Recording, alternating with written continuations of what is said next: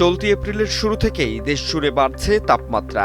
বৈশাখের দ্বিতীয় সপ্তাহে এসে দেশের অন্তত ২০ জেলায় মৃদু থেকে মাঝারি তাপপ্রবাহ বয়ে যাচ্ছে। আর এর সঙ্গে পাল্লা দিয়ে বেড়েছে লোডশেডিং। শহরে তুলনামূলক স্বস্তি থাকলেও গ্রামে পরিস্থিতি ভয়াবহ।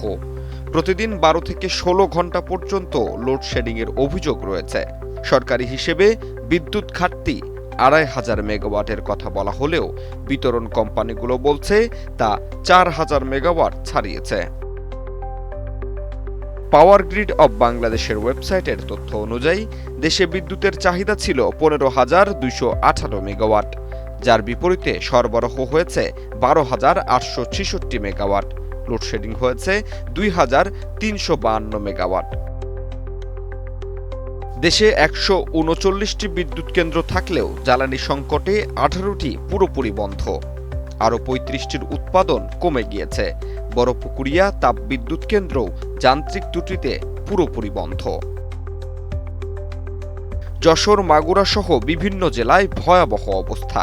কোথাও দিনে ১০ থেকে ১২ ঘন্টা, কোথাও প্রতি ২ থেকে ৩ ঘন্টা পরপর লোডশেডিং। শিক্ষার্থী, ব্যবসায়ী সবাই ভোগান্তিতে। এদিকে বিদ্যুৎ উৎপাদন বাড়াতে বিপুল অর্থের প্রয়োজন হলেও সরকার পড়েছে আর্থিক সংকটে। শুধু এলএনজি আমদানিতেই অতিরিক্ত খরচ হয়েছে প্রায় ৪,০০০ কোটি টাকা। পরিকল্পনা অনুযায়ী ১৮,০০০ মেগাওয়াট বিদ্যুৎ উৎপাদনের লক্ষ্য থাকলেও বাস্তবতা বলছে তা অর্জন খুবই কঠিন। তাই ব্যয়বহুল তেলভিত্তিক কেন্দ্র কম চালিয়ে গ্যাস ও কয়লার উপর নির্ভরতা বাড়ানোর সিদ্ধান্ত নেওয়া হয়েছে।